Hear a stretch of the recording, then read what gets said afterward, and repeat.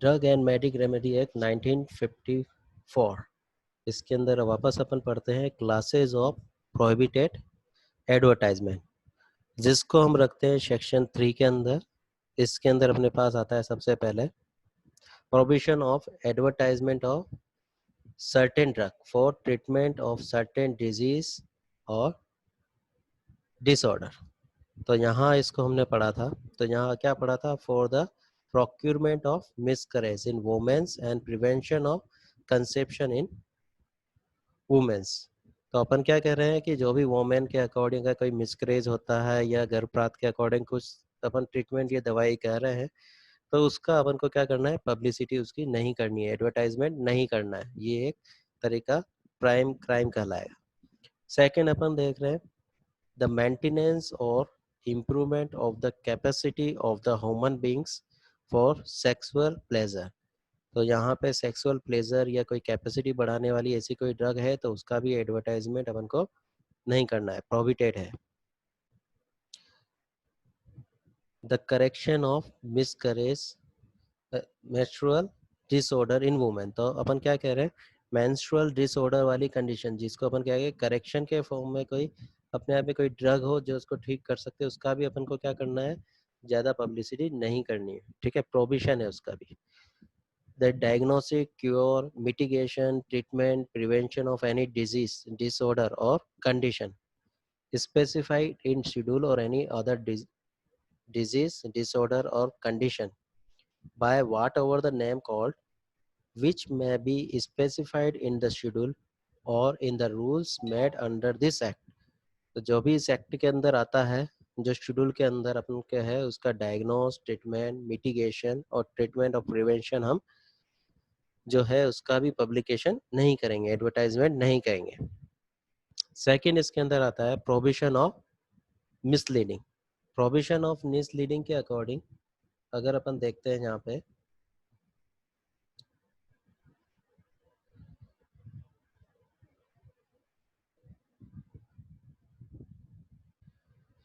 तो यहाँ पे अपने पास मेडिसिनल प्रैक्टिशनर के अकॉर्डिंग अपन ने समझा प्रोहिबिशन को अपन मिसलीडिंग एडवर्टाइजमेंट। तो किसी भी तरह का अपन क्या है, गलत एडवर्टाइजमेंट नहीं कर सकते। ये चीज अपन को समझना है, ना तो झूठा एडवर्टाइजमेंट ना ही कोई बड़ा चढ़ा के एडवर्टाइजमेंट। जो भी ड्रग का एडवर्टाइजमेंट करेंगे वो इतना ही होना चाहिए जितना कि सफिशिएंट है, ठीक है? जबरदस्ती उसको ज्यादा भी नहीं बताना है, वो भी गलत हो जाएगा, और थोड़ा गलत भी नहीं बताना है तो वो भी गलत हो जाए। तो फॉल्स क्लेम भी नहीं करना है, ठीक है? तो इस तरह का अपन को कोई भी प्रोविजन एडवर्टाइजिंग प्रोविजन में आएगा। किसी भी तरह का अपन क्या करें, तिलिस्म और मेडिसिनल रेमेडी के अकॉर्डिंग अगर बात करते हैं तो उसको भी अपन यहाँ पे कंसिडर नहीं करेंगे। नेक्स्ट अपने पास अगर बाहर से कोई ड्रग आ रही है या जा रही है, उसके बारे में अपन कुछ पता कर रहे हैं, तो अपन कोई भी जानकारी या तो यहाँ से बाहर गलत देंगे, नहीं गलत बाहर से अंदर लेके आएंगे, ठीक है? तो इस तरह की आवागम भी अपने पास क्या है, एडवर्टाइजमेंट अपने जो drug and medical remedy act है उसके अंदर प्रोविजन में। नेक्स्ट अपने पास आता है cases of exempted advertisement provision for saving. तो इसके अंदर अपन पढ़ेंगे the following cases of advertisement are not prohibited under this act. तो कौन कौन से इस एक्ट के अंदर अपन नहीं आ रहे हैं उनको पढ़ेंगे। Any advertisement related to the drug printed or published by the government or any other person with prior permission of the government, ठीक है? तो कौन सा प्रोविजन में नहीं है, not prohibited under this act. तो अपन कौन सा एडवर्टाइजमेंट अपन कर सकते हैं, ठीक है? तो इसके अंदर अपने पास आता है, तो इसके अंदर अपने पास आ जाता है, तो जो गवर्नमेंट ने अपने पास एडवर्टाइजमेंट कर दिया, an advertisement release to the drug printed. तो जग ने अगर कोई अपने पास कोई एडवर्टाइजमेंट, तो गवर्नमेंट अगर कोई प्रिंटेड एडवर्टाइजमेंट कर दिया, उसके अकॉर्डिंग अगर तुम उसको किसी को बताते हो तो वो अपने आप में कोई प्रोविजन में नहीं है, उसको अपन आराम से, प्रोविजन नहीं है उसको अपन बता सकते हैं। Any advertisement relate to a drug which is sent confidentially in prescribed manner to register medicinal practitioner. तो कोई भी ऐसा एडवर्टाइजमेंट अपन कर सकते हैं जो कि अपने पास क्या है, कॉन्फिडेंशियली अपन कह रहे हैं, तो confidentiality in prescribe under the medicinal practitioner. तो अपने पास अगर किसी डॉक्टर ने किसी प्रिस्क्रिप्शन के बारे में बता दिया और उसको उसने अच्छे से अपन को समझा दिया, तो उसको अपन किसी को बता सकते हैं, किसी रामलाल या श्यामलाल के अकॉर्डिंग नहीं, कोई मेडिसिनल प्रैक्टिशनर अगर उसको बताता है, तो उसको अगर अपन किसी को बताते हैं तो वो अपने आप में क्या होगा, एडवर्टाइजमेंट बेटा मान लिया जाएगा। एडवर्टाइजमेंट इंक्लूडिंग एनी बुक और treatise, a written or printed composition dealing with any matter relating to the disease। तो अपने पास अगर किसी मेडिसिन या बुक के रिलेटेड अपने पास अपन ने कोई आर्टिकल पढ़ा और किसी को अपन ने समझा और वो अपने आप में कोई ऑथेंटिक चीज से लिया गया है, तो उस तरह का एडवर्टाइजमेंट भी अपन उसके अंदर कर सकते हैं। जैसे तुम मान लो कोलोजी की या केडीटी की किसी बुक में से किसी हिस्ट्री को तुम पढ़ते हो, किसी ट्रीटमेंट के अकॉर्डिंग और बताते हो कि ये ड्रग इसमें काम में आ रही है, तो वो ऑथेंटिक चीज तुम उसको बता सकते हो, ना तो उससे ज्यादा ना उससे कम। ठीक है, तो वो एडवर्टाइजमेंट अपन प्रोविजन के अंदर जो अपने पास है उसको बता सकते हैं। एनी साइन बोर्ड और notice display bye A registered medicinal practitioner on his premises indicated that the treatment for any disease, disorder or condition specified in section 3 the schedule or the rule made under this act is undertaken in those premises। तो कोई भी इस तरह का sign board जो अपन क्या करें, bye ए registered medicinal practitioner, तो अगर किसी तरह का कोई साइन बोर्ड अगर लगाया है, वो कौन लगा रहा है अपने पास, जिसको गवर्नमेंट ने अलाउ किया गया है। इस प्रीमिसेस किसके अंदर लगाया, अपनी प्रीमिसेस के अंदर लगा रहा है। Indicated treatment of any disease, तो वो किसी डिजीज के ट्रीटमेंट के बारे में बता रहा है, किसी डिसऑर्डर के बारे में बता रहा है, तो उसको अपन सेक्शन 3 के अकॉर्डिंग इसको अपन अलाउ कर सकते हैं। द शेड्यूल और the rule made under this act, जो कि उसके अंदर अपन ने इंक्लूड किए हैं। तो यहाँ पे अपन अगर मेडिसिनल प्रैक्टिशनर के अकॉर्डिंग से हैं, तो एग्जांपल के तौर पे अपन ले सकते हैं, अपन कभी किसी डॉक्टर को दिखाने गए, जब अपन उसके रूम के अंदर जाते हैं या उसके जहाँ पे पेशेंट बैठे हुए हैं, तो वो कुछ ना कुछ एडवर्टाइजमेंट उसकी दीवार पे लगाता है, जो किसी न किसी डिजीज के बारे में बताते हैं, कोई सिम्टम अपने आप में बता रहे हैं, जिसका कि वो पेशेंट उसको पढ़ के अपने आप को क्योर करने में उसको हेल्प मिल सकती है। तो इस तरह का एडवर्टाइजमेंट की अपन यहाँ बात कर रहे हैं, इस तरह का एडवर्टाइजमेंट वो अपने आप में रजिस्टर्ड मेडिसिनल प्रैक्टिशनर कर सकता है। Any advertisement related to a drug printed published by any person with the provision section of the government granted prior to the commencement of the drug and magic remedy objectionable advertisement amendment act 1963। तो यहाँ पे फिर एक act आ गया, उसके लिए एक page number आ गया 42 एंड 1962। तो जहाँ पे भी ऐसी गाइडलाइन होती है उसके लिए वैसी एक मोटी सी किताब अपन को पढ़नी पड़ती है। ठीक है, तो यहाँ अपन क्या कर रहे हैं, अगर मान लो किसी गवर्नमेंट ने अपने पास जो किसी सेक्शन के अकॉर्डिंग जो अपने पास क्या है गवर्नमेंट से ग्रांटेड है, ड्रग और मेडिसिन एक्ट के अकॉर्डिंग उसको गवर्नमेंट ने पब्लिश कर दिया या प्रिंटेड कर दिया, तो उसका एडवर्टाइजमेंट अगर अपन क्या कर सकते हैं कि गवर्नमेंट ने किस वे में उसको बताया है, ठीक है, अपन उसी वे के अकॉर्डिंग उसको बता सकते हैं। नहीं तो अपन क्या करेंगे, उसको इंक्लूड नहीं करेंगे एडवर्टाइजमेंट में।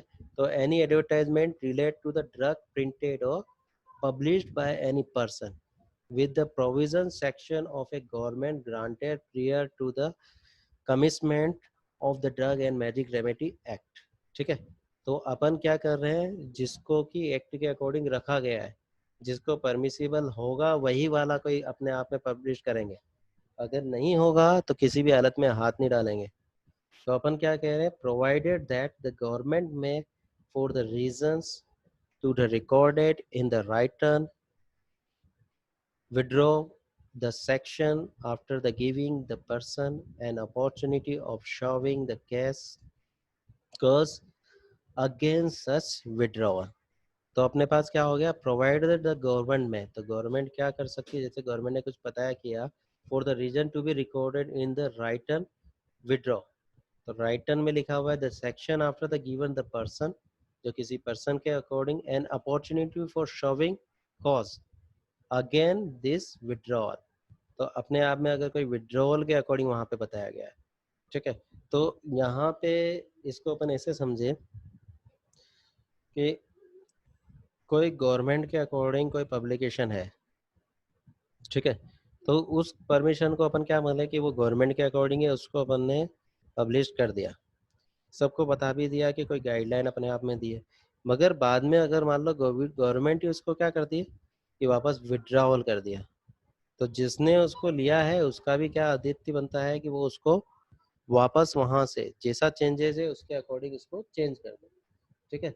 तो यहाँ पे ये चीज़ जरूरी है कि एडवर्टाइजमेंट क्या करना है, कैसे करना है, मतलब पूरा भी जो भी ड्रग से रिलेटेड एडवर्टाइजमेंट है, ट्रीटमेंट से रिलेटेड एडवर्टाइजमेंट है, वो एक कंट्रोल कंडीशन में ही होगा।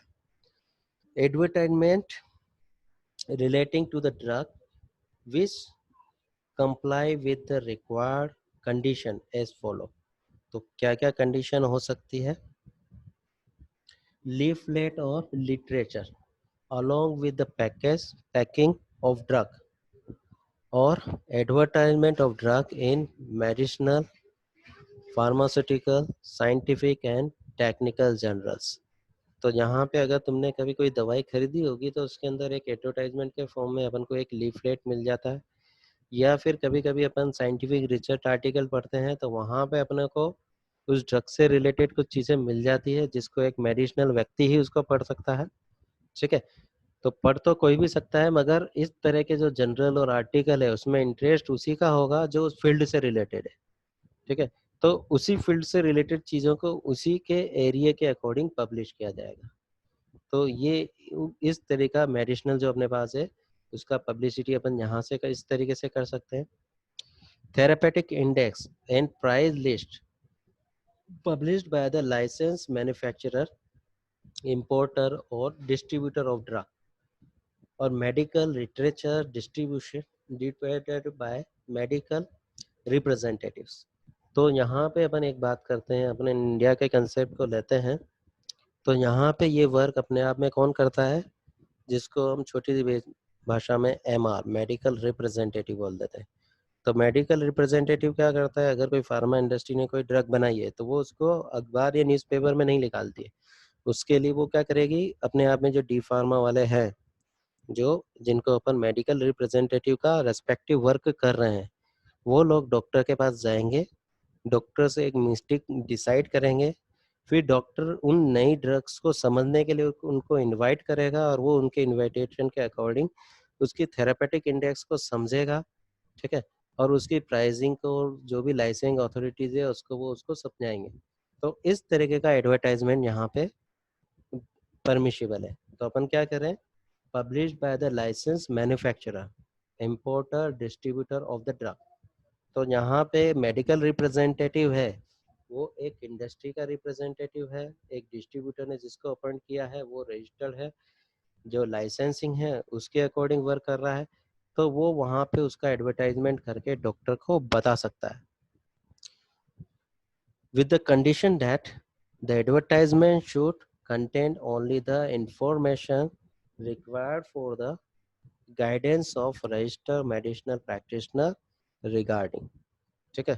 तो क्या क्या अपने पास है मेडिसिनल प्रैक्टिशनर के अकॉर्डिंग रिगार्डिंग, तो सबसे पहली अपने पास आ रही है थेरेपेटिक इंडिकेशंस। तो जब भी अगर कोई अपने पास में अगर मेडिकल रिप्रेजेंटेटिव भी जाता है तो वो सबसे पहले यही बताता है कि ये ड्रग है तो इसके अकॉर्डिंग क्या क्या इफेक्ट आएंगे। उसके बाद दूसरी चीज वो समझाने की कोशिश करेगा तो क्या बताएगा, रूट ऑफ एडमिनिस्ट्रेशन क्या है। थर्ड कंडीशन वो बताएगा तो doses on side effect of the such drug और ड्रग्स। तो जो ड्रग है या बहुत सारी ड्रग जो उसके साथ दे रहा है उसकी डोज और साइड इफेक्ट क्या है। The precaution to be taken in treatment with the drug, और इस ड्रग के साथ में क्या प्रिकॉशन लेना है, ठीक है। तो ये जो भी अपने आप में अपने इंडिया के अंदर मेडिसिनल रिप्रेजेंटेटिव जो अपने पास प्रैक्टिशनर है उसके अकॉर्डिंग अपन बात कर रहे हैं यहाँ समझाने की कि जो अपने आप में मेडिकल रिप्रेजेंटेटिव हैं वो इसका एडवर्टाइजमेंट करते हैं। तो वो अपने आप में सबसे पहला पॉइंट अपने पास थेरापेटिक इंडिकेशन का रखते हैं। उसके बाद में दूसरा अपने आप में रूट ऑफ एडमिनिस्ट्रेशन का रखेंगे। थर्ड अपने आप में डोजेज फॉर्म क्या यूज कर रहे हैं उसका करेंगे। फिर जो भी ड्रग दे रहे हैं उसके अकॉर्डिंग क्या क्या प्रिकॉशन उसको लेने हैं उसके अकॉर्डिंग उसको समझाएंगे। ठीक है, तो ये भी किसके अंदर आ गया, drug and medic remedy act के अकॉर्डिंग आ गया। सेकंड अपने पास आता है डिस्ट्रीब्यूशन ऑफ सब सच literature should be given to register medical practitioner, dispensaries, hospitals, medical and research institutes, chemists and druggist और pharmacist। तो यहाँ पे अपन बात कर रहे हैं लिटरेचर के according distribution of such literature.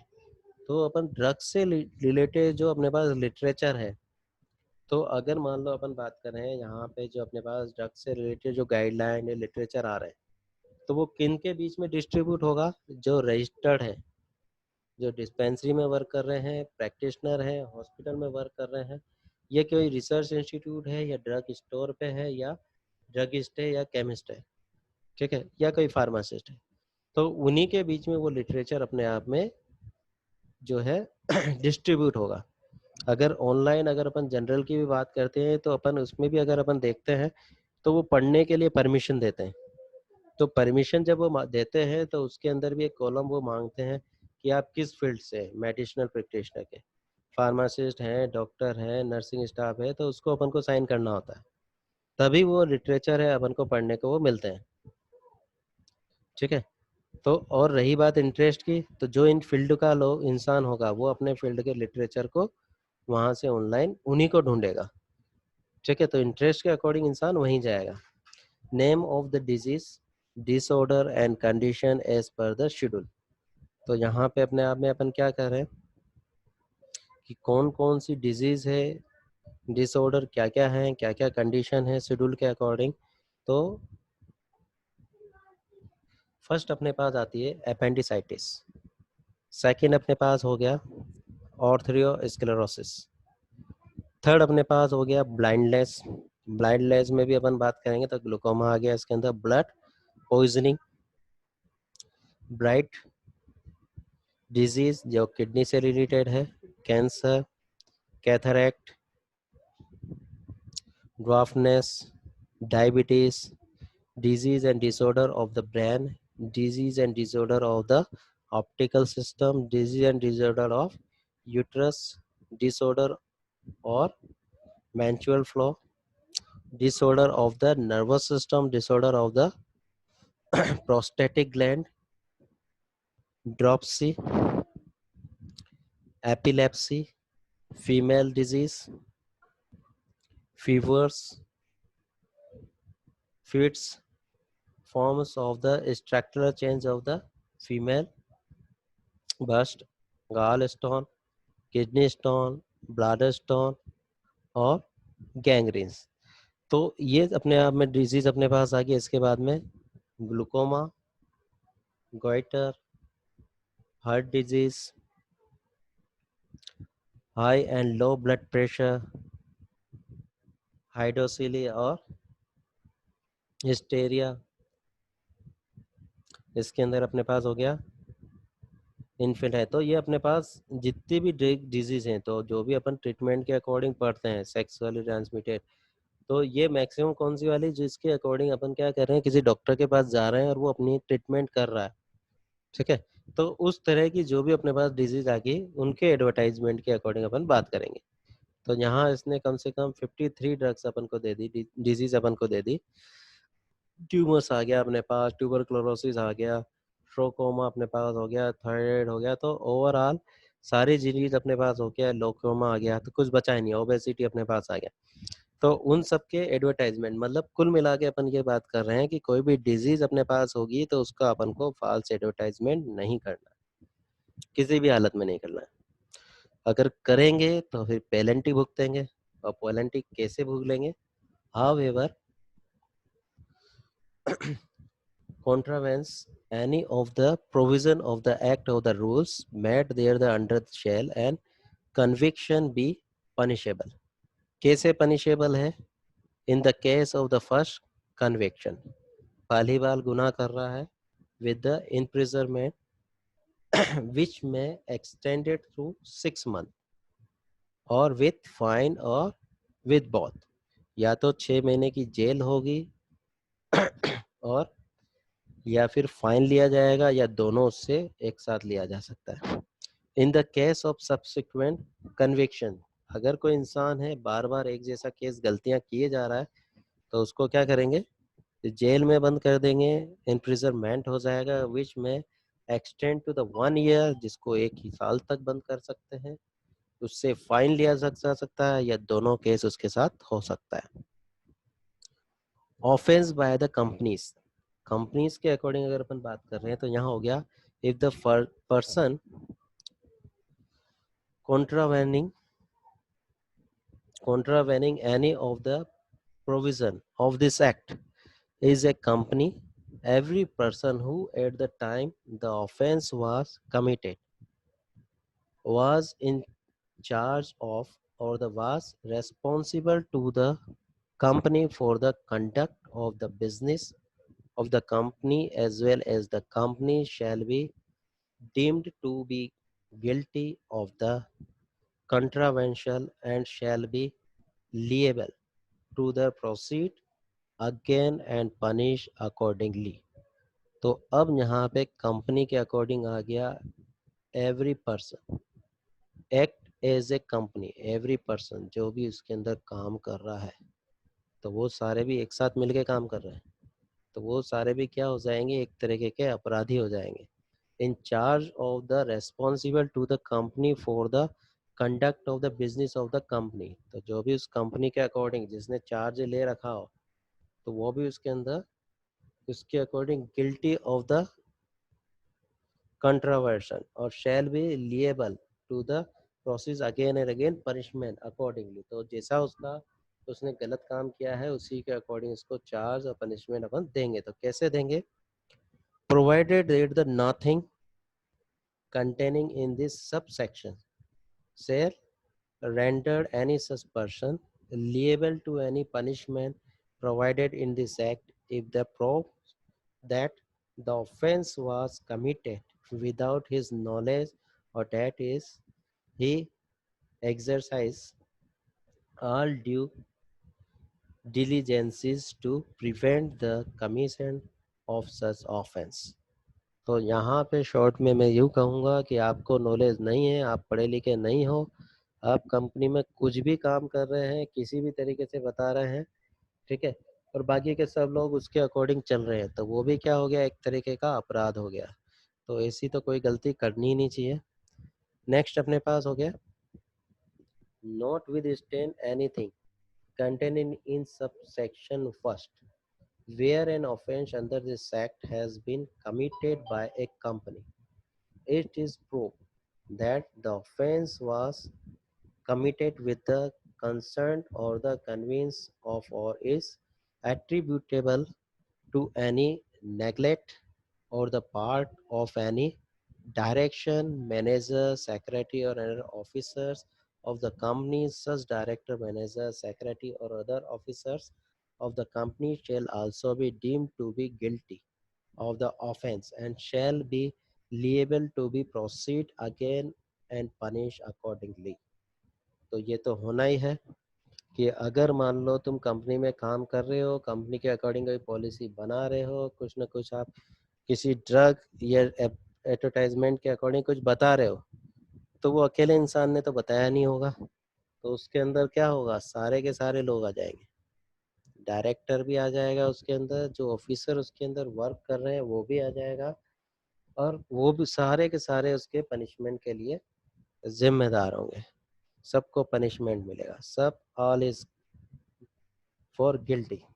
तो कंपनी मीन्स अपन कहें तो body, corporate or include a firm or other association of individuals and director in relation to a firm means a partner in the firm।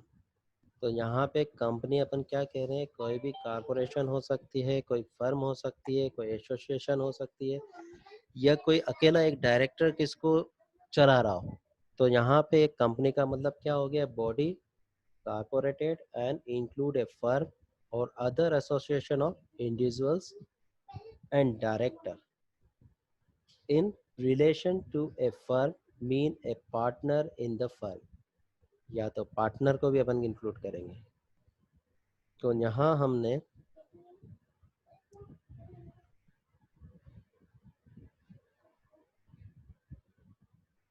Classes of exempted advertisement, तो किस तरह का advertisement हम कर सकते हैं उसको समझा, किस तरह का एडवर्टाइजमेंट हम नहीं कर सकते उसको हमने समझा, क्या क्या ऑफेंस है, किस तरह की ड्रग्स और डिजीज है जिसका एड के अकॉर्डिंग एडवर्टाइजमेंट हमको कंट्रोल कंडीशन में देना है, मेडिसिनल प्रैक्टिशनर किस तरीके से उसका एडवर्टाइजमेंट कर सकता है जिसको हमने एक मेडिकल रिप्रेजेंटेटिव के अकॉर्डिंग समझा जो अपने इंडिया में एक रोल अदा करता है। तो इस तरीके से हमने पढ़ा कि क्लासेस ऑफ एग्जेम्प्टेड एडवर्टाइजमेंट क्या है।